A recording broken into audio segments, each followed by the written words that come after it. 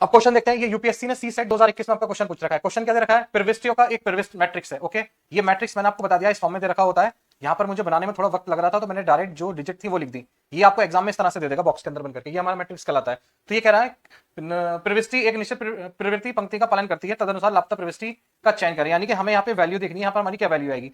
तो आप सबसे पहले, ये मैंने आपको बता दिया रो होता है इस तरह से आपका कॉलम होता है। अगर आप रो में देख रहे हो, देखो रो में देखो, तो आपके रो में देखने पर तीनों रो में देखो, आप एक पैटर्न नोट कर लोगे, तीनों के अंदर आपका एबीसी आ रहा है।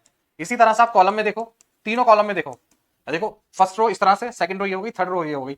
कॉलम देखेंगे तो first column, second column, third column. Okay, अब तीनों कॉलम में देखोगे तो इसमें भी आपका जो है आपका क्या क्या आ रहा है। देखो कॉलम में देख रहे हो एबीसी।